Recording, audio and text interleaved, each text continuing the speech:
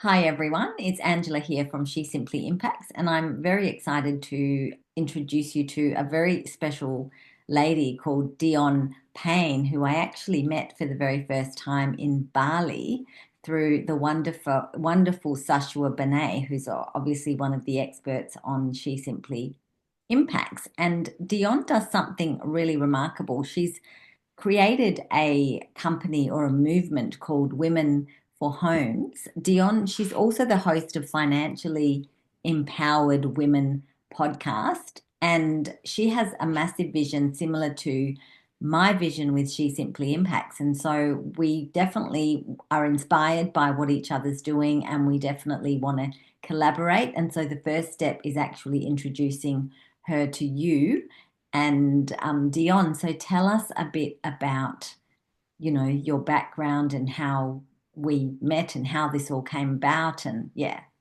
Yeah, well, we met in Bali and we were there to speak at a Fearless Women Summit. So that was the first time that we met. And I remember walking into the room and I hadn't, I could see all these women, everybody looked really nice, but I was feeling a little bit apprehensive. And I tend to sort of just stand to the back of the room and scope everybody out first and look for a friendly face. And I saw your friendly face and we connected and had a little bit of a conversation, which was really lovely. Um, so yeah, and it's funny actually that I shared that about the apprehensiveness, because I think that sometimes people think that when somebody's on a big mission or when they're up to speak that they're really cool, calm, and collected. I can tell you what, I wasn't. But I'm pretty coachable. I can coach myself. And in that time frame, I just was like, okay, I'm in the presence of friends. I can just relax. So I don't want everybody to think I've got it all together because I have my days where I definitely don't. and so Um, but sorry, go on, Angela. I was gonna say, well, tell us your mission. Like, let's jump into your mission because that's pretty cool and it reminds me of me. So, do tell us your mission. Yeah, okay. So at Women4Homes, our mission is to inspire 1 million women to invest $5,000 to end homelessness by 2030, whilst being financially empowered along the way. Amazing. And so there's another crazy person out there to unite 1 million women. So yes, so Dion, and what's your background? So how did you get into this? Like what's fueled your drive? It's been pretty windy, to be honest with you. If I start back right at the beginning, it will make a bit of sense. So my background, I was born to Jamaican parents. So I'm first generation British. My parents arrived in the UK when they were really small, and they encountered a lot of racism. So, as a child growing up myself, what was drummed into me was you've got to work harder than everybody else. Nobody's going to give you a break. And so I felt that I did all the right things. I went to university, I did a PhD. I thought, all right, I'm going to be in the upper echelons of academia. It just wasn't all it was cracked up to be. But what that PhD did was it gave me enough points to stay in Australia, which was fantastic. And I was at childbearing age anyway, so I thought, well, I'll have a bit of a break and I'll figure out what to do next. Um, so my break was to have kids, and I just remember that first few weeks with my daughter, I did feel like I was on holiday because I was just going out and meeting these new women with their new babies in cafes, and I was drinking coffee. Well, not necessarily coffee, but I was sort of, just sort of enjoying the cafe culture with this little tiny bub on my chest, and it was fantastic. And away from the rigors of academia, I was like, this is really good. But eventually, and next child came along, and it was like, okay, well, what am I going to do? And it wasn't really a how am I going to fulfill myself in my career? It was more a case of how are we going to make this work just being on one income? Because that was really hard. My husband was working, he had a middle management job, but we couldn't do all the things that we wanted to do. We just didn't have the money. Um, so I'd always been interested in property, but just thought, oh, well, that's for somebody else. But it was my husband that went to a property education seminar, like one evening thing. And he called up and he said, I've signed up for this property course. And I'm like, you what? Are you crazy? Because it was 5 grand or something. He just went there for the evening. And anyway, I was like, okay, well, you've done it now. Let's make the most of it. And it was the best thing that we ever did because we learnt the game of property. We found that there's a mentor of mine talks about the illusion of limited resources. So if we didn't have the money to do property development, we could have just sat back and gone, well, that's it. It's not going to happen. But there's always somebody that has the thing that you need, and they're waiting for you to turn up with the thing that they need. So that was our first joint venture partner. He had the money, but not the time. We had the time, but not the money. We did a few developments together, really small ones, because we were cutting our teeth. But I remember the first check that we got from the first project that we did, which was a small subdivision and a renovation of a house and a studio. And we made $30,000. And for me, that was the most amount of money that I'd ever made in one time. And bearing in mind that it was split over the two of us because we both had done the work so it wasn't like it was a massive amount by any stretch of the imagination. But just to have $30,000 appear in my bank account, that had never happened before. So from that point, I was hooked and I was like, property is the thing. Fantastic. That's amazing. And so then what led you down the rabbit hole? Because, now you've founded a movement and you have got a very ambitious target. And so what sort of tell us more? So tell us more of the journey. So Okay, so I did those small projects and then I felt a bit ambitious and thought, well, we'll go for a bigger project. And that bigger project was 14 one-bedroom townhouses. And I live in the Byron Shire, which is northern New South Wales, and it's probably the most expensive real estate that you can get in Australia. And so for me, just sort of looking at this project, realizing that the zoning made it affordable housing. Somebody had already gone ahead and got the DA, so the developer that owned it, they'd done all the sort of hard work. And I knew how to do a financial feasibility. So I did that, and I realized that if we got the property for $100,000 less, we could make it work. And so I made that offer and it was accepted. And I was like, oh, right, what next? But again, same thing. It was working with joint venture partners, finding the right contractors, getting the work done.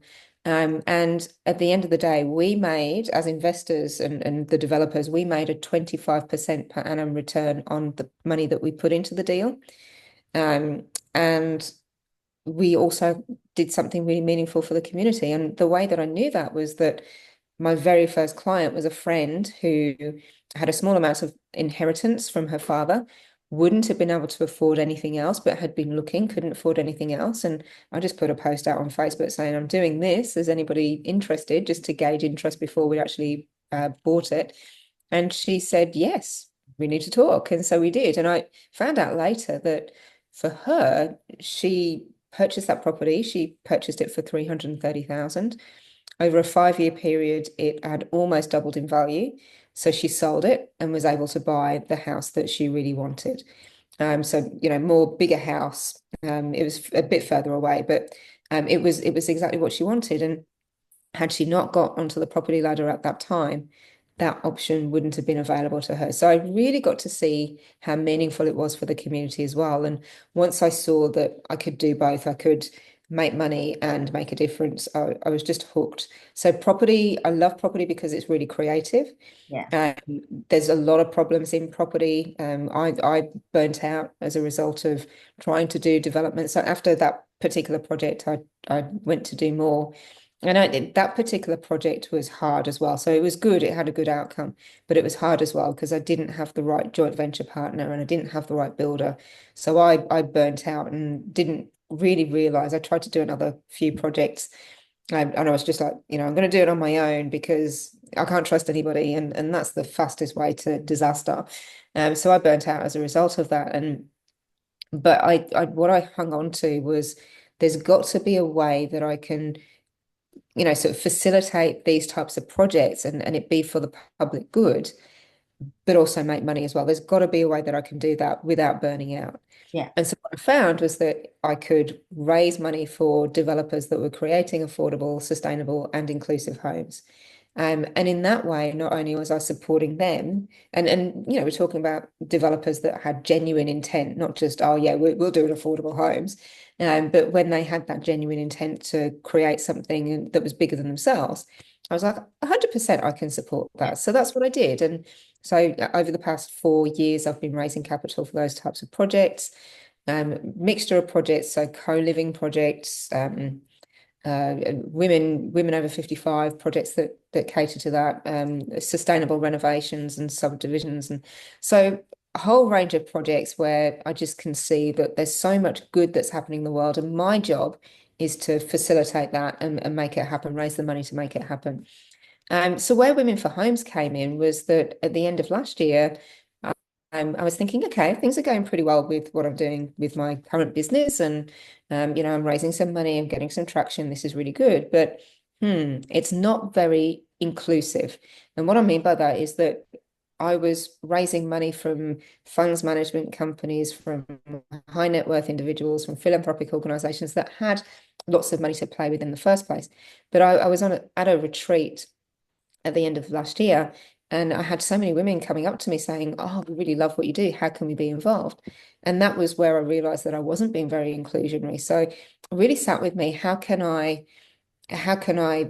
make it more accessible so that everybody can be part of the solution, rather than just leaving it to a few, because that approach hasn't really worked, to be honest. We think of, oh, well, governments should be able to solve the affordable housing crisis, or developers should be able to solve it. And it's not working. It really isn't. And you just have to look around. And there was an interest rate drop the other day, and people are like, woo, property's going to be going up. And that's great if you already own a home, but it's not great for those that haven't got on the ladder yet. So how do we make it more equitable so that people can have a home, because that's a basic human right. So Women4Homes came out of that, just really thinking, well, what can I do to make it so it's an everybody solution?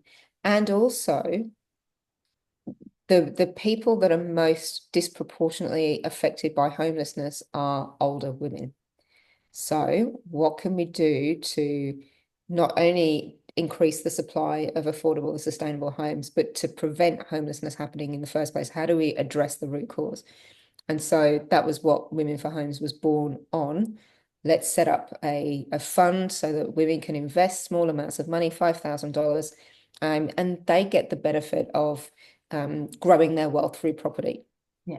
And let's start the Financially Empowered Women podcast so that we can educate women in a way that's really specific, that's women specific, because often a lot of financial information is made by men and speaks to men, but often, I know for myself, trying to read the Australian Financial Review is hard. There's all these terms, and I've got to get my dictionary out.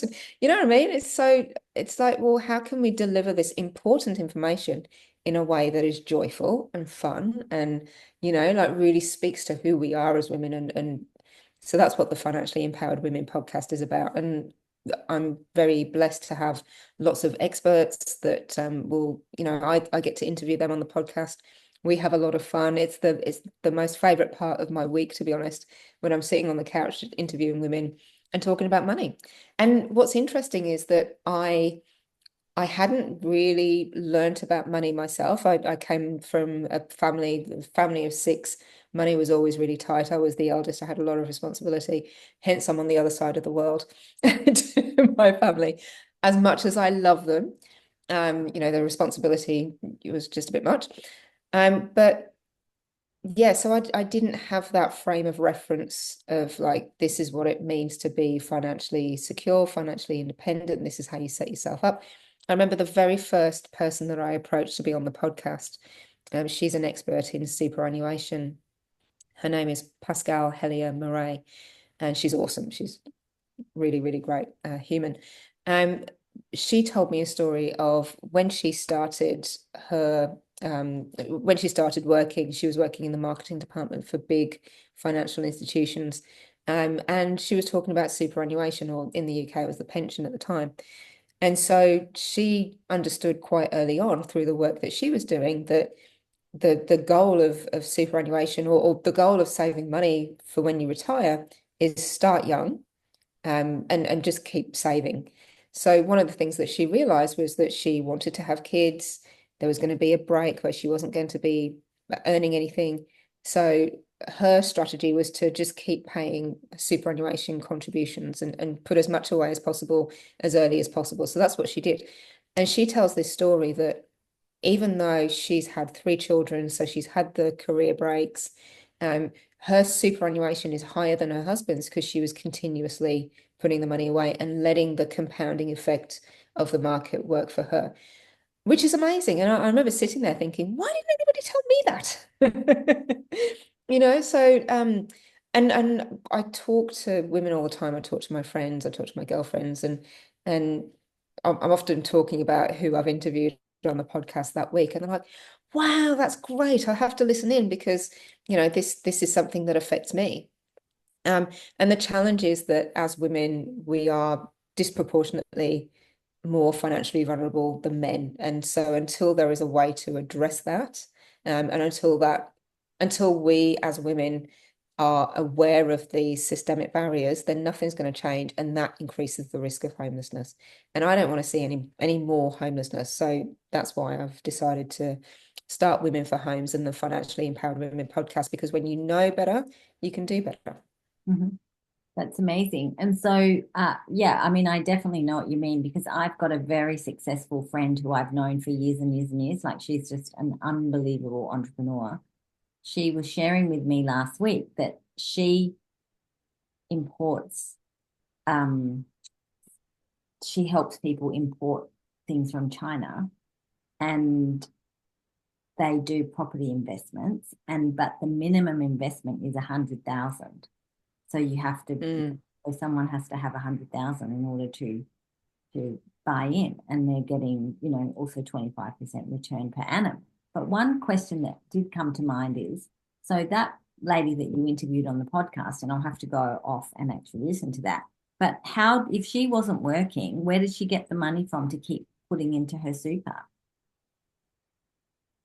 That's a great question, and I don't know the answer, but I would encourage you to join us next week. We're having a watch party where she's going to come on as a guest, and I'm going to ask her that question. Um, but what I suspect is that, and this may not be her case exactly, but if I had my time again, and when I was taking time out of the workforce to raise my kids, which was the most beautiful thing that I could be doing at that time. But I do remember feeling quite guilty of like, oh, I just get to hang out with the kids, and I'm not doing an awful lot. It's taken me a long time to recognize the importance of being there for the kids, providing that rhythm and that stability. And then I look at who they are now and I go, oh, thank goodness I did that. It was beautiful. But if I'd have known then what I know now, I would have talked to my husband and just said, look, you're getting, you're working, you're getting super. Let's just put some additional super into my account as well. And I think there's actually tax benefits for that as well. So he wouldn't have been like we've got to Yeah, look at ourselves as a family unit here anyway, right? So the benefit for him, it benefits him and it benefits me too. yeah. No, it's great. And I mean, look, I think that the podcast sounds really interesting, so I'll definitely check out some of the episodes. And so, really, because I had a chat to you a couple of weeks ago, and I know that I had really asked you to clarify a few things. And so, what essentially I understood was that so a woman can invest more than 5 grand. So 5 grand is the minimum entry. So really what Dion's creating is she's creating an opportunity for women to actually invest in property investment into projects that definitely are making a difference. So that they're good projects which Dion vets. And so then we can start making those returns on although it's a smaller amount of money, but then you've got your foot in the door with opportunities that normally are only reserved for people that have 100,000 to put into something. And so that's an Yeah, amazing opportunity. And I guess with She Simply Impacts, I mean, we donate $2 out of every membership to charities that support underprivileged women and children, but we're not a charity. And that was my other question to Dion. Women4Homes is not a charity either. It's actually a business, no, but it's enabling, it's helping underprivileged women into housing because of the projects that Dion vets for where the money goes. And then it also benefits the investor who can put money in knowing that we're solving two things on both ends of the spectrum. 100%. That's very, Yeah. And I did definitely want it to be a win-win-win. So with the experience that I've had in the property development industry, there's a lot of win-lose games. And I didn't want to participate in that.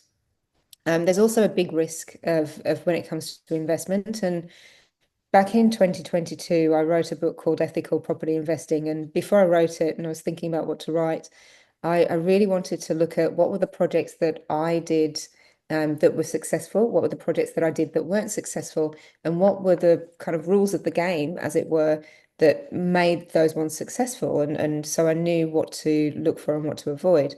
And so from that, the ethical is an acronym for it sort of broken up into experience, track record, high impact, investment risk, collaboration partners, aligned values, and legacy.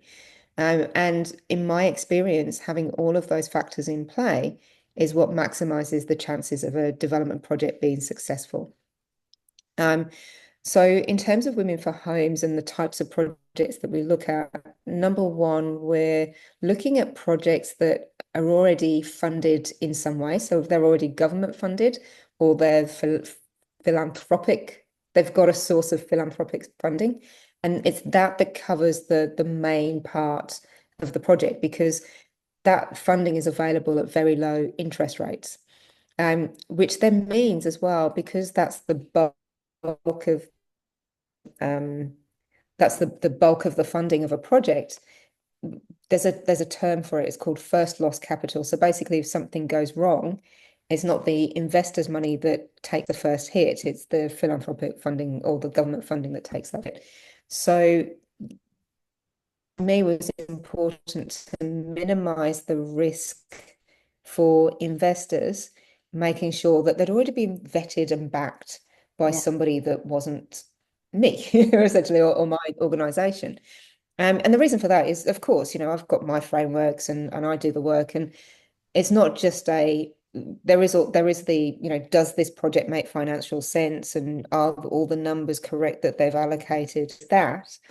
There's using the ethical framework, but it's does this pass the test with somebody else as well?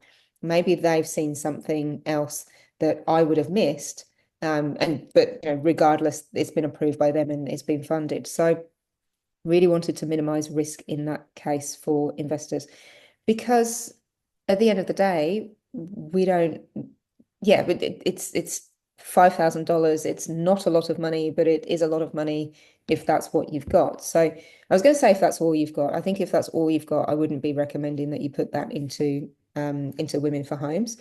Having a cushion that you can sleep at night soundly is a really good idea, and then sort of building from that cushion. But $5,000. The point is $5,000 can be a lot of money, and so I just wanted to make sure that I could sleep at night with what I was doing in supporting other people to invest in these types of projects. And when it comes to how can we do it so that it is $5,000, for example? And your friend who has investors coming in at $100,000, there's a lot of regulation around the types of funds management company to be able to take $5,000 versus $100,000.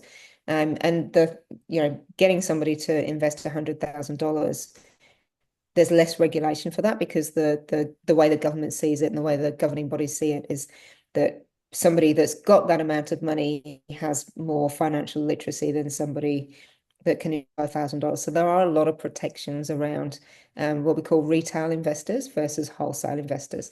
So that's the difference. And a lot of developers and a lot of funds managers will go down the wholesale route because it's easier and less burdensome in terms of the paperwork and the governance. But my thing was, well, how do we make it inclusive? And yes, okay, there is that additional cost and additional paperwork, but it's worth it. Again, it comes back to making it an everybody solution versus just in the hands of the few, because then the gap is widening even more. Yeah, that's amazing. And that's a really interesting this distinction that it's not worth their while because of the hassle. And so that's very limiting. And so, what is the maximum money you would take then? Let's given that, given what you've just said. Oh, there is no maximum. If somebody wants to invest, we can make it work. Whatever that number is for them. It's just that the minimum is $5,000. And even in that, if somebody didn't have the $5,000, but they wanted to partner with somebody that, had half of it or, sort of pool resources, I'm a big proponent for that as well. And, that I would say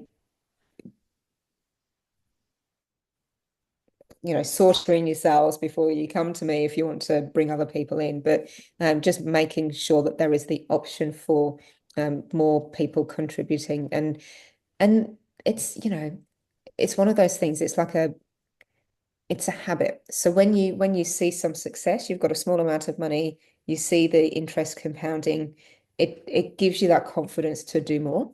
Yeah. And that's, everybody's coming in at a different level. Some people, just the 5,000 will do, some people it's more. But where it's more, it's like they've had that confidence journey already. So it's really about bringing people up, so that we have as many financially empowered women as possible and we prevent homelessness in the first place. Yeah, what a community as well. And then you're building a community off the back of that, which is what, we also are doing, actually Simply Impact. So the other question I had for you was around because you're investing in these types of projects that are already backed either by a philanthropic fund or the government or something like that, are there enough of these projects? Like, are they in plentiful supply, these projects, or not? No, there's not. No. And I mean, okay, so I'll give you an example. So I've got a client in Western Australia. They're a housing cooperative. They've got a very unique model in how they bring people together in terms of creating affordable housing. And it's really cool. But for the interest of simplicity, I'll just say I've got a client in WA. They're building 25 homes. Their membership of it's basically one member per home. Their membership is mostly women. So by default, they are creating affordable housing for women over 55 because it is a retirement village zoning. Um, and the reason I mentioned that is because what they're doing is building a model that they can replicate and scale. They're not at the point, 25 homes is just a drop in the ocean, but at least they're starting and then they can do that multiple times, get bigger, and also share what they're doing, share that with the wider community as well.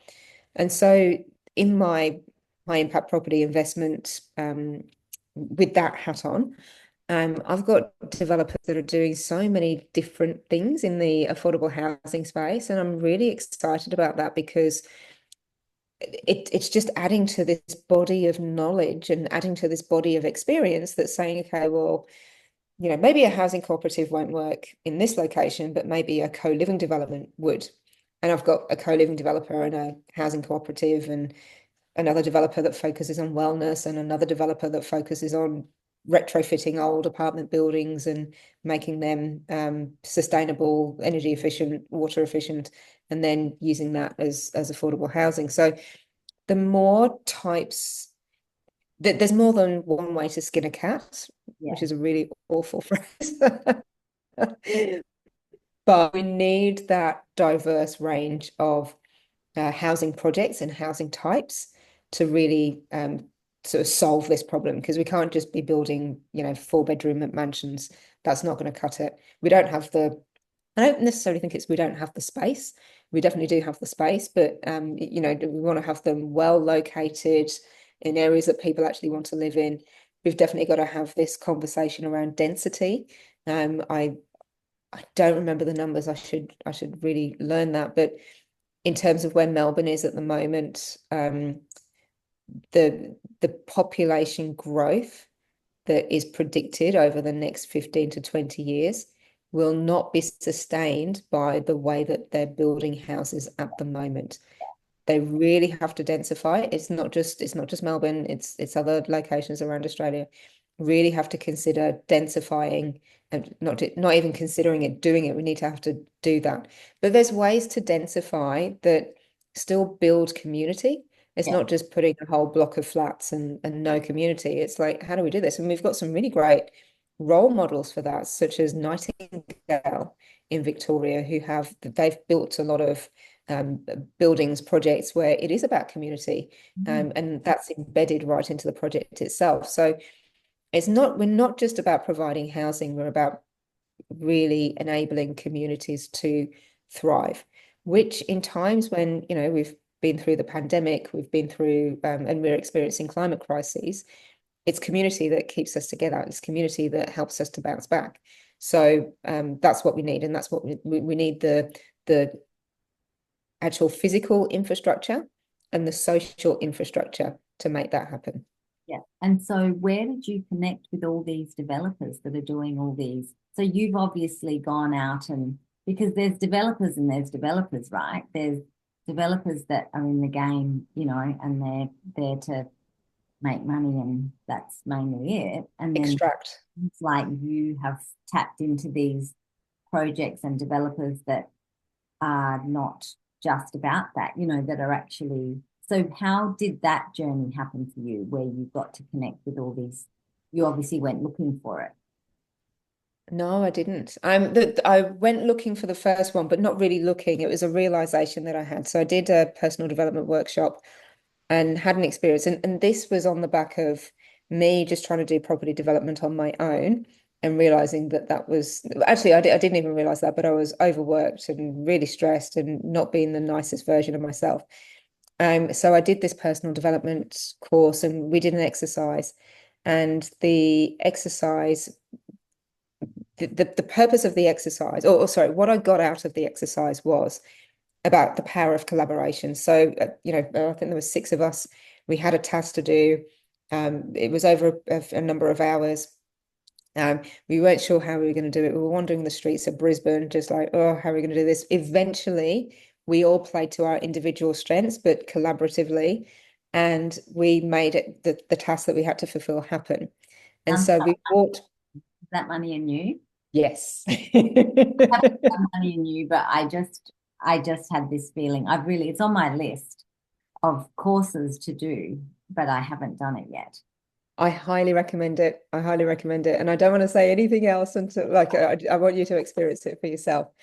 But yeah, so we did that exercise and I remember walking back into the room and yeah, what stayed with me was when I was down and just thinking this is impossible, we're never going to do it. There were women there that were buoying me up. And when other women were down, there were us women to buoy them up as well. And it was like, that's how I want to live my life. That's how I want to do business. I don't want to be doing this by myself. I just happened to choose some really questionable partners before. If I could be more discerning about who I choose to work with, then I can have better experiences. So um yeah, that was what came from that. And so a few weeks later was when I met a developer. And I remember saying to him, I, I want to do affordable, sustainable housing. And I said, well, actually, we had discussed that I was going to raise money for him. And I went back to him later and I was like, look, if it's affordable, sustainable, I can do it. If it's not, if it's just the run of the mill, shitty old stuff, then just count me out. And it was one of those situations where I'd been quite used to people pleasing. But in this situation, I had to be really honest. because I respected who he was, and I respected myself enough to just go, I've got to be really honest about this. I just don't want to do this for the wrong reasons. And I was really surprised when he said, okay, let's do that then. In fact, he went a step further. He was like, let's set up a fund. Let's set up a fund that is for creating affordable and sustainable housing. And we went down that track together a little bit, and it turned out to be too hard. It was very early in the day, so we didn't make that work. But we did work together, and I've raised money for him on a number of occasions. And so I didn't go out to look for him, but it came from a prayer actually, like just I can't do this on my own anymore. I need somebody, show me somebody. And then he appeared. And then the rest, like all the other developers, they found me. So once I was really clear on what it was I wanted to do and like what my gift to the world actually is, and I just started talking about it, talking about it, talking about it, being social media and all of that. And then yeah, all of my clients have found me. Otherwise, where they haven't, it's been through, I actually met one of them through Money and You, actually. And we sort of had that connection and we stayed in touch. And I remember just having a chat with her saying, oh, this is what I'm doing. She's like, oh, I'm actually looking for money for my project. Would you be able to help? So, there's networks that I've had, but also people finding me as well through Yeah, social so media. what it is that you became known for something because obviously I'm a personal brand strategist. So you became known for these conscious property development projects, creating affordable housing and making a difference. Was that pretty much right? What you were That's putting it. there on social media and that sort of thing? Yeah, yeah. And consistently showing up, Yeah, saying this is what I do, and also yeah, being brave enough to say that, and just even in those times where I'm like, oh, I yeah, don't, not that I don't know, I know what's in my heart yeah, and I know yeah. what I want to achieve, but it's like, oh, am I the person to do this? That's right. You doubt yourself in those Yeah, moments. Doubt when you sort of are in that shrink and not in the expand. So that's yeah, really interesting on many, many levels. And so something to learn for all of us. And yeah, so that's really inspirational, Dion. So thanks for sharing all that. I think that's amazing. And so we spoke earlier about where to find you. So you said you're very active on LinkedIn.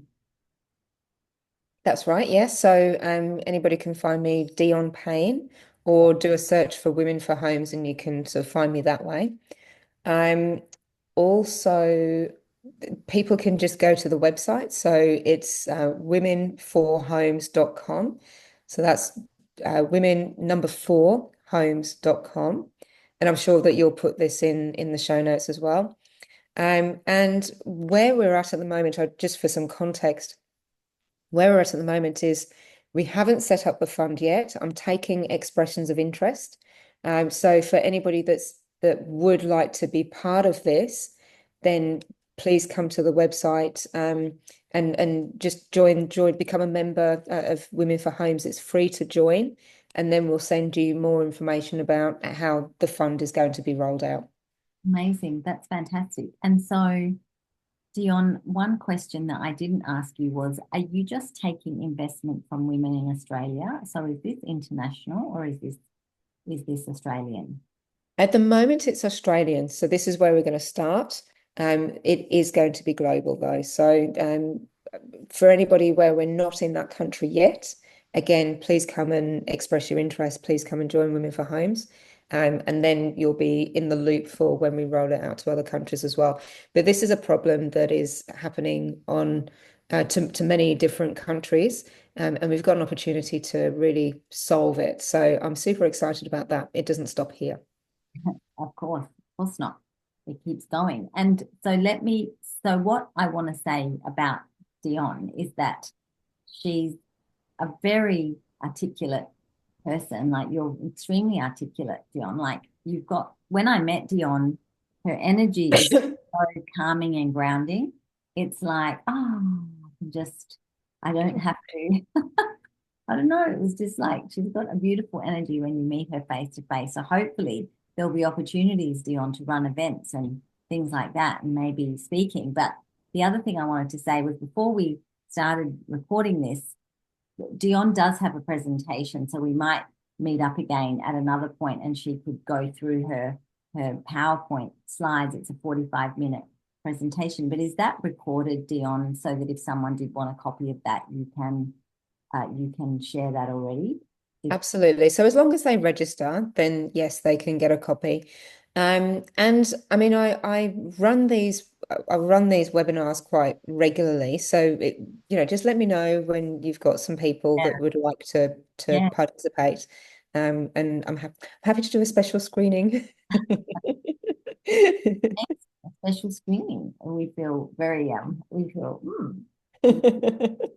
So, yeah, so I'm just wondering if there's anything that I haven't asked you that you wanted to share, or anything else that you want to share before we close off, or do you think we've covered enough for round one? So it probably won't be the first conversation Dion and I have. And also, like, we're talking about collaborating together, which means, offering She Simply Impacts and what we do, which is the transformational, live group coaching for women so that we can become, heard, supported, and unstoppable in career, business, and life. And we also want to unite 1 million women in the transformation of our potential into reality, the expansion of our positive impact, the equality of our voices, and in the quest to end the plight of underprivileged women and children. And when we have 1 million women, we'll be able to easily donate $24 million annually to the charities. Although Dion is not a charity, but there are so many other charities that, especially charities like Destiny Rescue and so many others that, really support women and children that are taken advantage of and exploited. And so Mm. we're all really working towards the same goal. So, Dion, anything else you want to share or say before we close off? Yeah, look, you know, I, it doesn't matter where you're starting from. Um, Yeah, it really doesn't matter. And when it comes to money and finances, there can often be a lot of shame or guilt. And also income level doesn't matter either. So I'm having these conversations with women who are high income women. I'm having conversations with low income women. I do believe though that the challenges that we face as women, we don't have to face them, but we do need to be clear that we need to change the system. So everybody has a role to play in that. So if that inspires you, if you're looking for to be part of a movement that is all about systemic change, if you're looking to be part of a movement that is all about equity and transformation in housing, then I do really encourage you to join us. And the beauty of working together with She Simply Impacts and other groups is that as women, we have that real strength and real courage that it takes when we're working together, and it can be joyful and fun. So, yeah, I'm looking forward to collaborating, and I'm looking forward to meeting more new friends that are committed to making this action a reality as well. Amazing. Thank you so much, Dion. So thanks for listening, and we will catch you soon. So Dion, thanks so much for your time. It was really fun. And yeah, so make sure that it's women4homes.com with the number four, and she simply impacts.com. So take care and bye for now. Bye, Dion. Bye. Bye.